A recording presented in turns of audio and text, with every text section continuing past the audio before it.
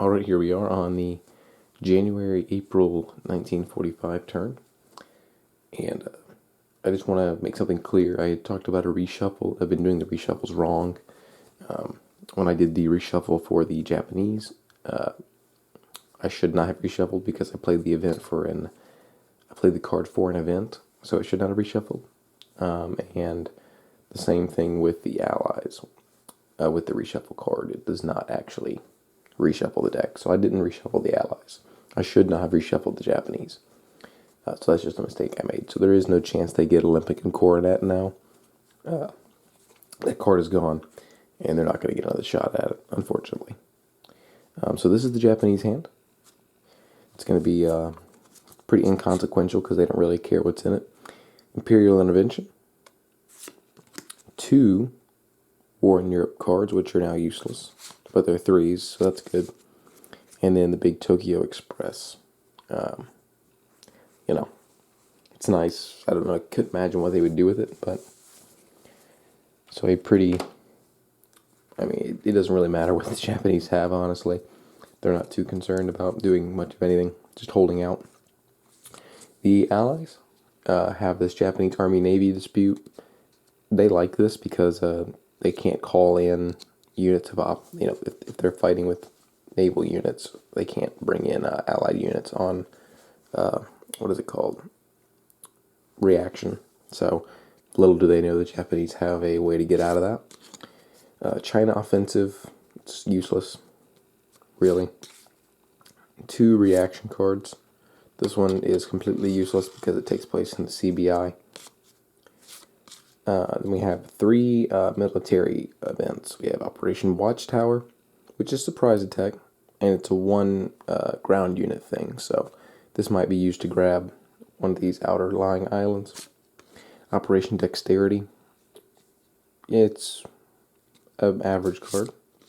And then S-Day, the invasion of Luzon. So this one helps if you have the 11th Airborne. It's not really in position to be used for this card, but I may or may not move it around to do it. It says if the 11th Airborne Division is on an airfield not activated with any in-supply U.S. air unit, the 11th Airborne can be placed on an unoccupied hex that is not in an unneutralized Japanese air ZOI and was within extended range of an LRB or a B-29.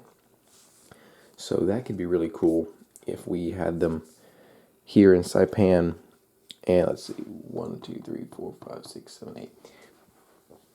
I don't know if we're allowed to drop them into Honshu because, like, Kyoto is technically unoccupied, but whenever you land in those spaces, they have an intrinsic, garrison ground unit. So I'm not sure if that actually is even useful, but it may be. But either way, that's a good card because it gives you a lot of 8 if it's the Southwest Pacific, +2, so that'd be 10 activations. That's really good. That may be used at the very end to get a foothold. Because remember, there's only one more turn after this. The biggest problem that the Allies are going to have is that when you look, if they're trying to push into the homeland, the main islands, the home islands, they're going to have a difficult time keeping up with progress of war. And they're also running out of hexes to take as progress of war.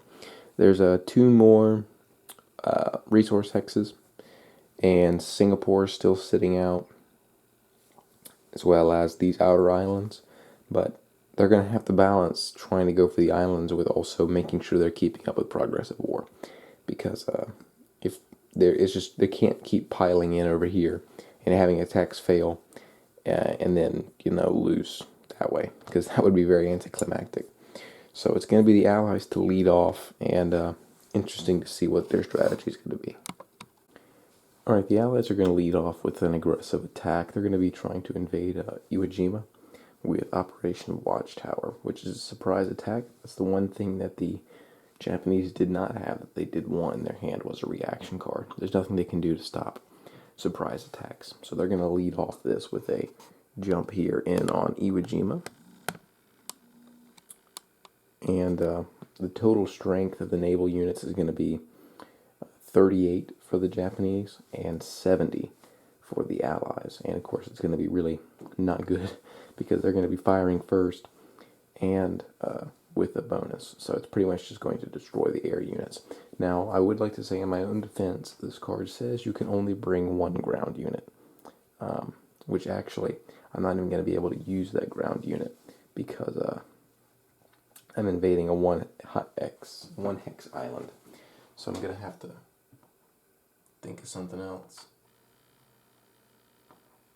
which is not good.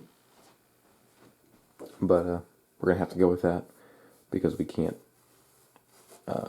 use an army unit. They have to be accompanied by a marine unit.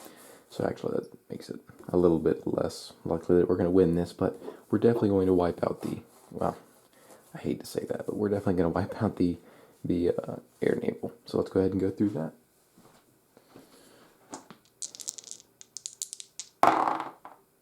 Okay, it's a 2-3. You can kind of see that. It's a 2-3. On the air naval, the allies are going to get the surprise attack, which is a 3.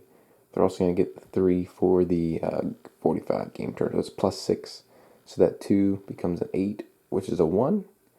And the Japanese 3 is a half. Oh wait, no, they won't even get the roll. I'm sorry, because it's a surprise attack. So it's a 178, or sorry, 70 done. So that's 10, 20, 30, 42, 50. And all of those guys are gone. So they did manage to knock out all of the air naval. And so now we'll do the ground attack, which will have a roll for the Japanese.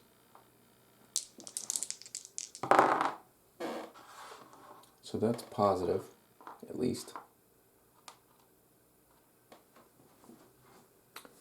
6-4. And we're here. Let's look down here. If the offensive player is the only one that has, that's +2, +2. Iwo Jima is a mixed hex, so it's just going to be +2 to 8, which is going to keep them at enough to destroy the unit. Japanese are at 4. Oops, sorry, we're over here. 8 is going to be enough to do 1.5. 4, excuse me, it's going to be added +3 because of the amphibious assault. And that will be 7, which is 1.5. And 1.5 will be enough to do a step loss. But that's fine. They'll do a step loss here, which removes that unit. These guys will take a step loss. There's no one left in the hex. And an attack actually goes our way. And so the US will take Iwo Jima. They'll also get a progress of war marker there. So they've got 1 down, and that's a crucial launching point. It's not a naval base, which is unfortunate, which is why Okinawa is a lot better. But it's still a good jumping point that they can now, especially with air, they can get aircraft in there, and they can start hitting some of these areas. So, successful first jump by the Allies. Alright, so here is the big attack. The Allies moved some forces around. Their next card play, the Japanese passed on all their turns thus far. And now the Allies are going for the big jump into Honshu. It's going to be 2 battle hexes. I haven't done very many multiple battle hex attacks. I don't really take advantage of that too much when I really should. As far as actually fighting real battles, sometimes I'll split forces up and send them to multiple places, but I very rarely do battles for whatever reason. So I've got a 2-pronged attack. One is going into Osaka, and the other one is going to Ominato, I believe, in the north. It's up by Hokkaido. I do know about Hokkaido. So pretty good numbers both ways. Bringing in more. What I was going to do originally was just push all in one spot. I thought that might be overkill, maybe. So I decided to split it up into 2, just because there really isn't that much time to get this done. So if we try and pick off each one hex at a time, we're not going to get very far. So decided to go with this two-pronged attack. The Japanese did roll barely to get reaction. There's not much to react with, but they did bring in something. So we're going to go ahead and do this attack in the north first. It's going to be that intrinsic 12-12 garrison unit here. One unit is reacting into it, so there will be an air-naval battle, and it won't be a surprise. And the numbers are going to be 30 against 6, so not good. And the roll for the Japanese is also not good, but there wasn't really anything they could do anyways, as far as that goes. So we have a 7 for the Allies, which is going to be up to a 10, so they're good. And the Japanese doesn't matter because they rolled a 0. So that's going to be more than enough to eliminate that unit. So we'll go on with the ground attack now, which is going to have some good bonuses. And a good roll for the Japanese and the Allies, really. So it's going to be a +2, +2, -2, so it's going to actually go from an 8 to a 10. And so that's going to be a 2, more than enough to take this hex. But the problem is it's going to be a 5 plus a 3, an 8, it's 1.5. So the Japanese are going to be able to do some damage. They're going to hit an 18 and they'll take out that one. And so the northern hex does fall successfully without really too many complications. I'm more worried about this attack in the south going poorly. So now for this one here, I can zoom in on it. Should have done that earlier. So the naval strength here is a little bit better. It's going to be 30-54 for the Allies against 20. Some more good rolls. So all been very high rolls here, which is probably thematic. So air naval, excuse me for being so close. I'll try and hold it way back here. It's going to be a 9 for the Japanese. It's going to be a 1 straight up, which is enough to do a hit. And the 7 is going to be modified way up. So they'll have enough to destroy this unit for good. But they'll still get to do 20 hits. And they'll take out Massachusetts. Some of those kamikazes would have been nice right now.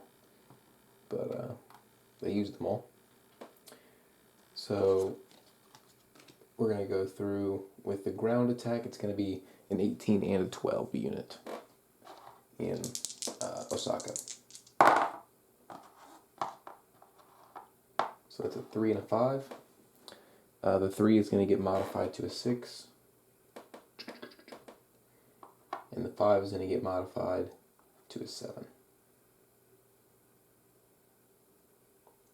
+3 to the reaction player for amphibious assault, and +2 because it's +2 for this, +2 for this, -2 for the mixed tanks.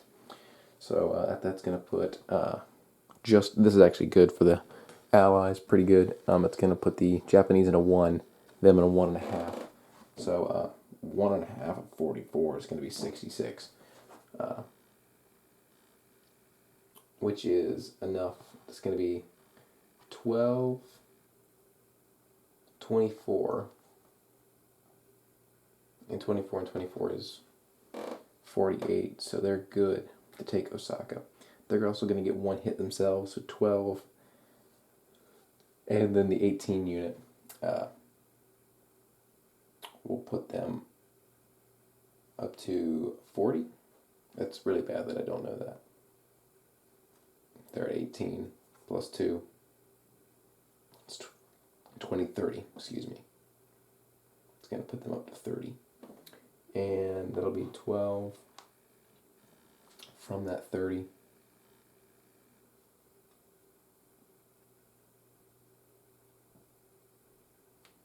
And then, yeah, that's just, they can't take the other unit out. So that's a much bloodier fight. But regardless, it takes the hex, which is the important part. So actually, went better than I thought it would. I thought at least one of these would have gone bad for the Allies, but as it stands, excuse the mess,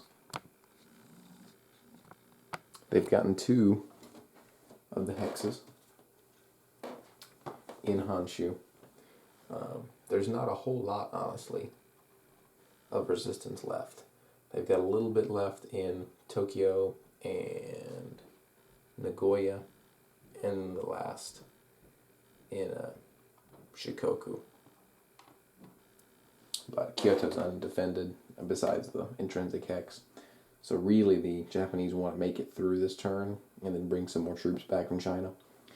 That's the thing that sucks about only being able to bring back 2 a turn, is that you can't very effectively, reposition. But then again, you're not going to be moving out that many troops all at once. So I get it thematically, but from a gameplay stance, it sucks that they can't just rush out all those guys.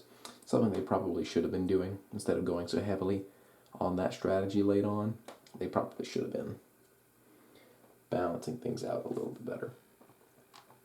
So over to the Japanese now, who are likely to pass. I thought about the possibility of a counterattack somewhere, but there's just not the numbers for it, honestly. But we'll see. Alright, the last of the American military cards is going to be Operation Dexterity. We're going to use this to try and invade Tokyo from the ground, because they're really out of shipping points at this point. So they are going to go for a ground attack on Tokyo, and the one disadvantage for the Japanese here is that it's the least defended of all of these. Also, it's not a mixed hex. It's not a mixed hex, so it makes it a little easier, especially coming from the ground. So it's going to be 68 against 8 on the air naval. 5, 4. 4 plus the 3 they get is going to be 7, which is enough for a 1 result for the Allies. So that's going to be more than enough to knock off that unit. They're going to have 8, which is still going to be 5, which is going to be half, which is not enough to do anything. So now we're going to have the ground combat to the 9 in the intrinsic garrison of 12, and then the Allied units, which total 29. Alright, more pretty good rolls. The Allies are going to get +4 this time because it is a mixed hex. So that's going to go to a 9, which is going to be enough to take this hex. 6 is going to be unmodified. It's going to remain a 1. So it's going to be 21 for the amount they're going to be able to do, which is going to be enough to knock this unit off. They had 29, which is going to be 12, 24. Actually, it won't be enough because this will be 12. Oh, no, there'll be a 2. So it's 29 doubled, which I'm not even going to try. 29, it's 58. So yeah, that will be enough. It's going to be 12. 36 will be the total number, which they have more than enough to do. So now Tokyo, capital, will fall as well, which will give the Allies enough for their progress at war, which will put them at the 4 on that. And now, all we're missing is 3 hexes. We're missing Nagoya, Kyoto, and the Shikoku hex. Which is probably not going to be able to be done this turn, because their army units are just exhausted. They've been not decimated, but they've been hit throughout all of this, used effectively, but they're not going to be able to carry it on anymore. The Japanese will bolster up and make it even harder on that last turn to take these final hexes. You can guarantee they're going to drop a big unit in Kyoto just to make that one a pain as well. And of course, if they have one thing on the looming on the horizon, if the Allies don't get military event cards, the whole thing could stall. So it's not nothing is set in stone, but I will say this has gone a lot better than I thought it would. I did not think the Allies would have as easy of a time rolling in as they are at the moment, but things are not said and done just yet. Alright, now we're into the final turn of the game. It all comes down to this. I finished out the last turn, not much really happened. Just some general positioning by the Allied sides. Of course, there are no reinforcements really for either side coming into this final turn, so the board state looked pretty much the same. The only thing that's really changed is at the end of the last turn, I decided to move this ANZAC Joint Headquarters forward to Saipan. I deployed it off the board and brought it back as a reinforcement this turn, so that I could get these Australian corps in, because we're going to need a bit more manpower for this last jump into Japan. Actually, here we have 2 corps that I managed to, through replacements, get back up to full strength, but the units in Tokyo are still halved. So they're probably going to be used for the attack on Osaka, but we need a little bit more juice to get us over the line, and having those units there is very important, I think, in order to finish this thing off. So besides that, everything else is the same. I'll get you the hands, the final hands, I should say, for both the... So we have the new submarine doctrine. Doesn't mean anything. China offensive doesn't mean anything. War in Europe doesn't mean anything. Another war in Europe doesn't mean anything.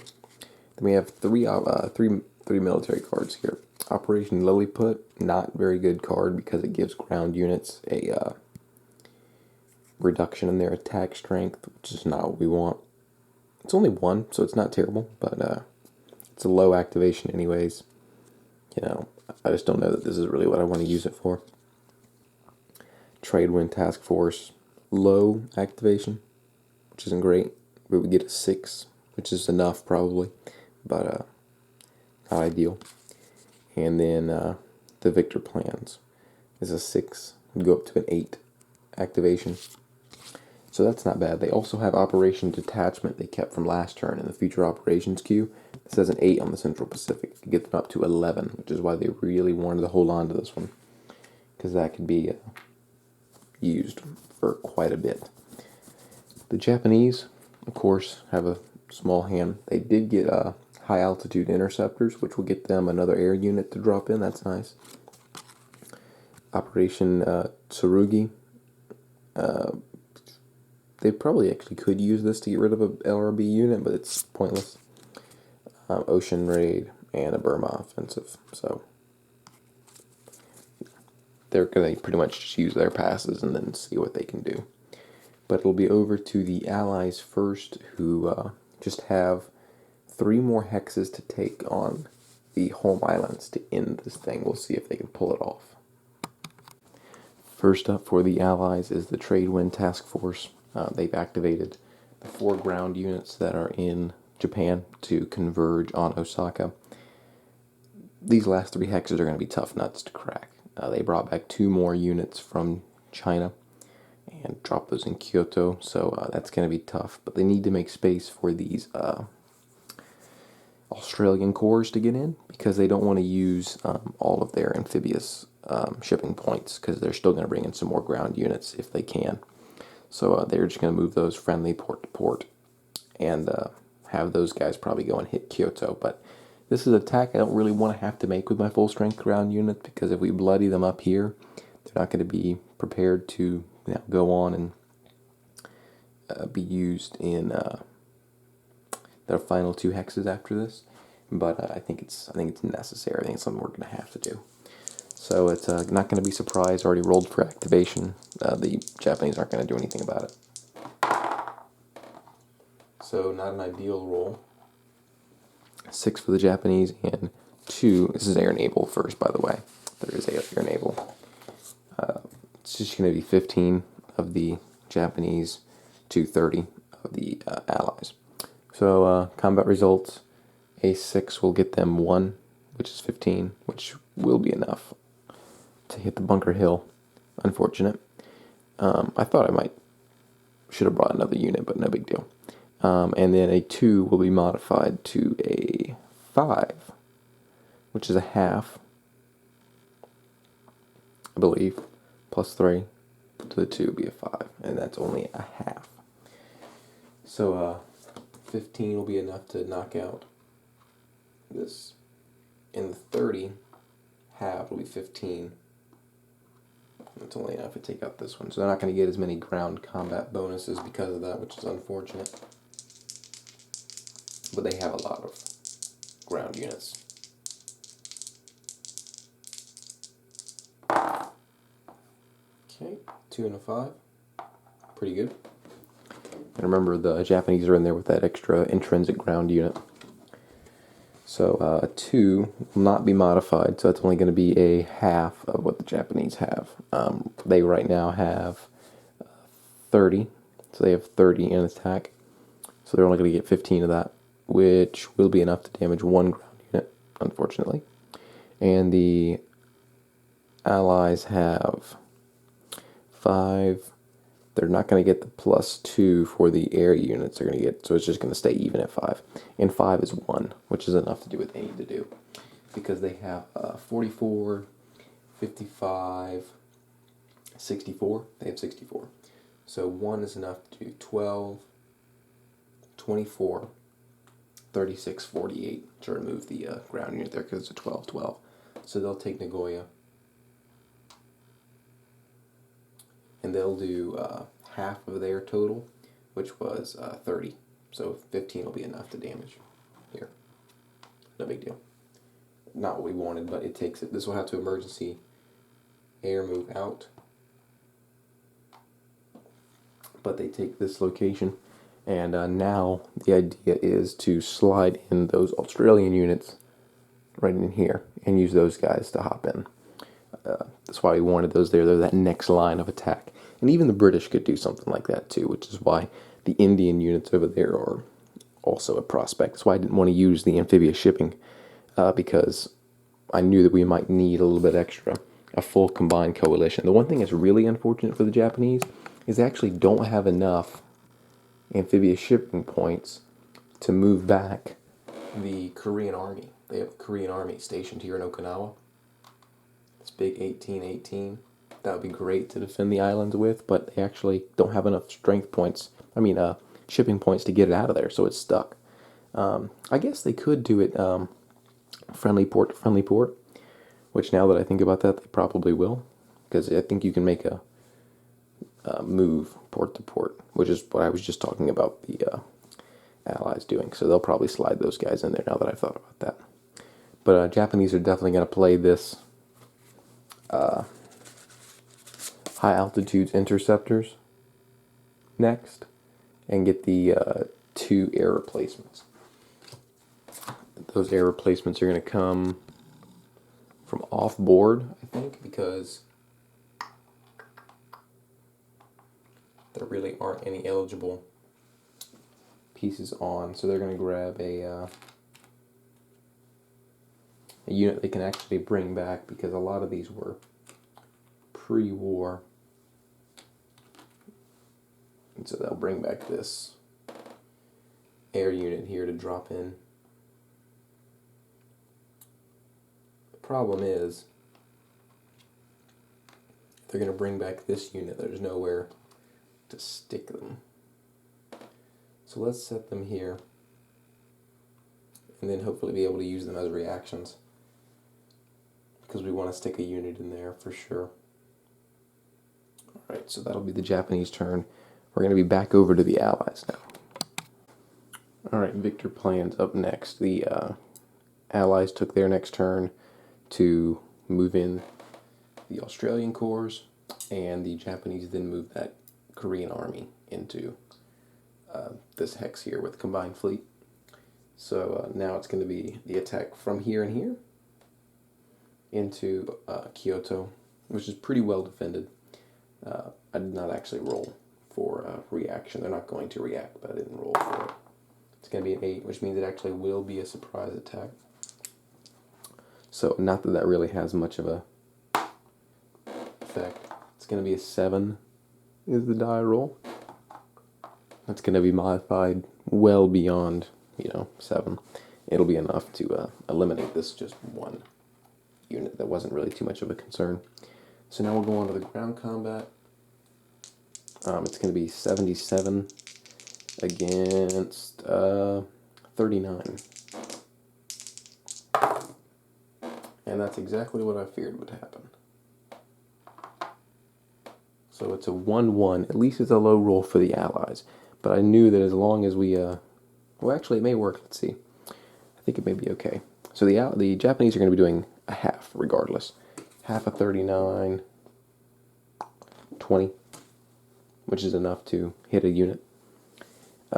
The Allies are going to be on a 1 here, because they roll a 1.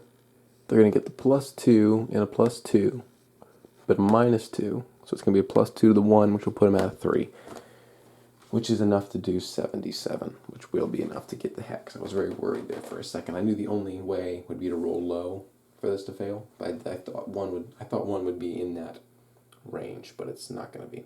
So they'll flip this American core, because they're going to get to do 20.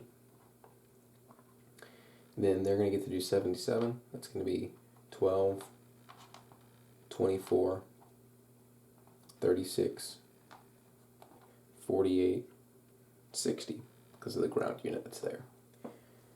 So that means Kyoto will fall to the Allies. I could put a British flag there, honestly. Sure, why not?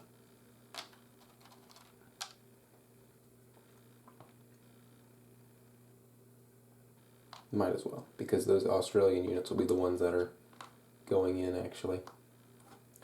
So all that's left is the big one. And my last thing to do before I launch that attack using Operation Detachment is going to be to move in some of those other Commonwealth units. And it's literally just going to be the Australians and the Indians taking the last hex. That's what it's going to be. That'll be awesome. But that's what it's going to come down to, because they're the best. They're the most untouched units. The Americans have kind of ground out their forces through the initial stages of this attack, so it's going to take a full coalition to wipe the rest of these forces out. So the Japanese will get one more turn, and then the Allies with Operation Detachment. Alright, so the plans had to change a little bit. I got up Operation Detachment and got up all of these British and Indian corps, as well as the Australian ones, had them ready to go. I mean, it was a massive attack. It was just going to be the end. But then I realized that I can't use this for the 8 because that activates Central Pacific, which is not a joint HQ. So I couldn't do that. So I'm using this instead for a 4 for Anzac, which is down in Saipan. And it'll be 5 activations. It'll be these 2 British corps, 1 Indian corps, and these 2 naval units attacking the combined fleet hex, which is the best defended of all of them. It's not the ideal way I wanted to deliver this attack, but I don't know. I don't think this one will actually take it, but I have another card coming up next that can keep piling on the pressure. So the Allies went ahead, or the Japanese went ahead and rolled for reaction. It failed, surprisingly. So it will be surprise attack, which is good for the Allies. They get an 8, which is going to be modified well beyond the amount needed to get rid of the Yamato. That's going to go away. So they'll get they get the +2 here. So now we'll roll for both. It'll be bloody. And it's low numbers, which probably isn't great for the overall idea. So the Japanese are going to end up with a 6, which is 1. That's not going to be good for the British and Indian units. The 1 will be modified to a 3 because they're going to get +4 for the air and naval units and -2 for the mixed hex. So it'll be a 1 result for both. So they've got 3252. 3252, yeah, it's interesting. And they have 18 and 18, which is 46, I think. Sorry. One thing you'll learn about this is my math skills are atrocious at best. 36, excuse me. So they're going to do 36, which is 12, 24, 36 exactly. And they're going to do 42, so that'll be 18 to start off with. That's the one unit they really want to get out of the way is that one. So that'll be, let's see, 24 left over. And they could hit that one again. Or they could eliminate both these. I think they're going to eliminate both those. Actually, there is another 12 unit in here. So rather than having 36, they're going to have 48. So that'll be 12, 24, 36. And then they'll knock this one out for 48. So the Commonwealth units fight bravely here. The Indians and the British units just get thrown into the meat grinder and almost are managed to turn the tide, almost managed to take the hex. But they're going to fall just short, which means they're going to leave it to the Australians. And we've already seen the New Zealanders come up heroic in this game once, so now it's the turn of the Australians. The Japanese are going to pass, because there still is nothing they can do. It'll go back to the Allies, and the last card, the last military event card they have is Operation Lilliput. They're going to use it Southwest HQ. They can activate U.S. units, U.S. air and ground units, as well as Australian ground units, which is what we need exactly when we need it. So funny. And it does give a -1 to attack strength. That's only U.S. ground units. We're not going to be using U.S. ground units. We're going to be using these 3 Australian Corps, the 1st, 2nd, and 4th. To do this final attack, we're going to get 5 total activations. We just need 1 ground, we just need 1 air unit to give us a +2. So these guys, can they even make it there? Let's see. 1, 2, 3, 4. They can. Doesn't matter that they don't provide very much for the attacking part. That doesn't matter. And we could bring in 1 more. Just for good measure. I wish we could bring in a naval unit, but we're not allowed to by the conditions of the card. So we'll bring in this American ground unit. And they'll have their attack strength reduced by 1, but it's still better than nothing. Alright, so let's roll. We don't need, I guess reaction. We should still do reaction. So it's an 8 again. It's the twice they've rolled an 8. Surprise. Which is just terrible for the Japanese. They have 2 air units. They're waiting to do something, but they've been caught off guard twice. So it'll go straight to ground combat. And these are some high numbers. 9 for the Japanese. 7 for the Allies. So I think it should be good to eliminate this. Let's see here. So it's going to be 21 for the Japanese. They're going to be getting 2, which is just terrible. So 42 is going to be the roll, which will decimate those units. But let's see if it's enough for the Allies. They're going to get 7, +2 for having an air unit, -2 for the mixed hex. So it's going to stay at 7, which is 1.5. Now they have 24, 44, 55. 1.5 of 55 is 83. That is certainly enough. That'll be 18 to get rid of that. 12, 24, they're clear on getting rid of the Japanese units. The problem is, there is no problem, but let's just see what the rest of it would be. So they had 21, 42 is the double. So it'll be 12, let's just see who survives. 12, 24, 36. They'll reduce this one for 48. No, it's only 42, so actually they can't. So actually all the units survive, they're just damaged. And of course, I wish we had an Australian flag, but we'll put a British one down. And the Allies are victorious right at the last. And it was going to be a problem if this didn't work, because I did not really have anything else to work with. As far as the rest of the hand goes, I had 2 1 strength cards, 2 1 ops cards. So you're saying those would have been small attacks to try and finish it off. But there was not much left in the tank for the Allies. And I'm pretty sure, I can double check, but I'm pretty sure you just have to take the hexes on Hanju. I didn't take this one, but I can march a unit over there. That's not a big deal. But I don't think you need to take this one or that one. I think this is good enough anyways, regardless. So take a look at it as a whole. The only remaining Japanese units on the entire board are these, just this one really, because this is an HQ. These HQs are scattered around, but there's 2 air units left, not a single Japanese ground unit.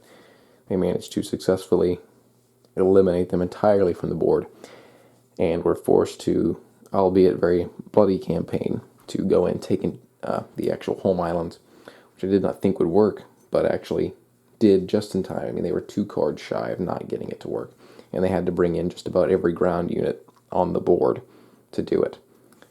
So massive operations, got the cards we needed at just the right time to be able to win this. Not really qualified to do this, but this is a fantastic game. Definitely my favorite World War II game. Complicated, but the complexity adds so much to it, makes it a beautiful game. Mark Herman's my favorite designer. So, you know, anything by him is going to be great, but this one really is a step above most games that you're going to get out there. Provides a unique experience. This one was definitely unique. I came into this game like 3 turns in, I think, because I've played it, you know, 3 or 4 times before. Some interesting things have happened, but I've never really gotten past turn 4 or 5 because the Japanese just do so terribly at the beginning. They never take the Dutch East Indies. They never really get into New Guinea. They definitely don't do anything in Burma. So most of the time it's just 3 turns of expansion, and then the Allies just come and smack them down. I've definitely never made it this far. I've had 1 game that came down to an attempted invasion, but it did not work. That was like my very first game I ever played. So I've never really been in the situation as the Japanese, so setting up defensively is something I've never really had to do. I thought I did it competently, but obviously there was still some more I need to play more in order to really get, and read more as well, on how to defend properly as the Japanese. Maybe I overextended myself in places, but everything kind of fell apart. That area in the South Pacific over here by New Guinea, where we had a lot of units go out of supply, was a huge reason why things went really badly for us. That could have stalled this whole thing up another turn, in which case the Japanese might could have won. I mean, literally, they're on the 1 track on the political wheel. 1, and it was there for 2 solid turns. They were so close. Part of that is just because of incompetence on the Allies' side, not building the Burma Road, not stopping them from getting into China until the last 3 turns. You know, and then more Allied incompetence of not being ready to have the bombing, or, you know, there was a lot of mistakes overall on both sides. This is probably one of my best Allied plays, but, you know, still, there's stuff to be done. So just from my own inspection of how things went, of course, I could always do better. But it's a great game. I hope you guys enjoyed it. I'm not sure what I'm going to be doing next. I'm still finishing up my Paths of Glory playthrough. I've been doing 2 at the same time, which I think is a bad idea, because having to, you know, mix up rules, get interested in one, not the other. I'll go through a period of time where I want to play one game and not the other. So I'll probably just stick to doing one. I'll finish that one up, and I've got a whole list of stuff. Somebody suggested For the People, which is another Mark Herman card-driven game. Might do it. That one doesn't take as long as some of the other ones, so I might slide in a quick game of that and But we'll see. I want to thank everyone who subscribes and watches. A lot more people are into this than I thought would be. Mostly this is just to share stories, but put it on record. But obviously there are people out there that do enjoy these, and if you do find them helpful, that's great. I'm not a source of strategy or anything like that, but I do appreciate those that are engaged, that comment, that subscribe, and all that stuff. So it means a lot. Done with this one. Hope you all enjoyed it, and we'll be back with a lot more pretty soon.